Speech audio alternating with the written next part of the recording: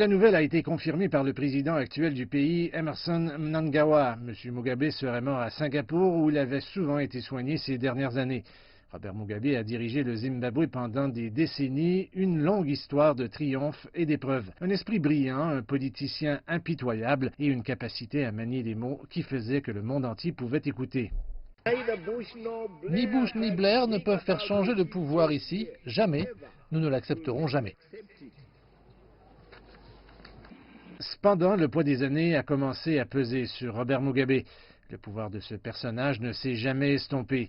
Et quoi que disent ses critiques, rien que pour avoir été un joueur clé dans l'indépendance du Zimbabwe, Mugabe a gagné le droit de figurer parmi les icônes de l'époque de la décolonisation de l'Afrique.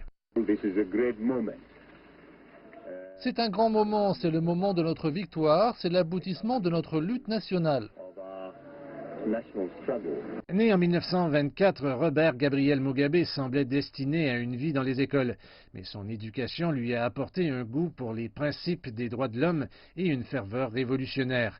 Et il est devenu un personnage clé dans la lutte contre le pouvoir des Blancs.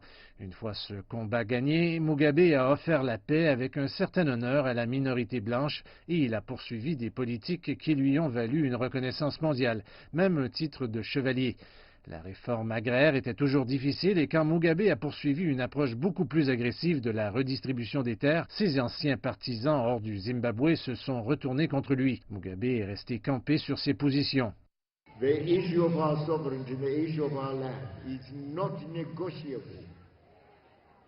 La question de notre souveraineté n'est pas négociable. Ceux qui viennent ici doivent négocier avec nous.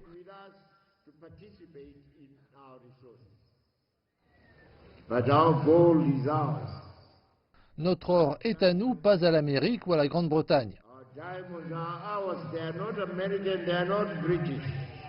Mais l'économie s'est effondrée au cours de ces années sombres, ne se redressant que lorsque les dirigeants régionaux ont contraint Mugabe à former un gouvernement d'union nationale en 2008.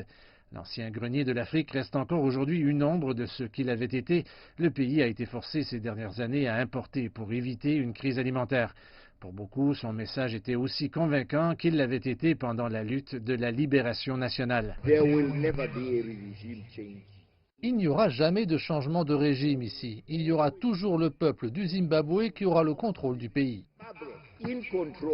Bien que toujours salué par beaucoup comme un libérateur, Mugabe a conservé son pouvoir jusqu'à son éviction par ses généraux fidèles jusqu'en 2017, mettant ainsi fin à ses 37 années de règne.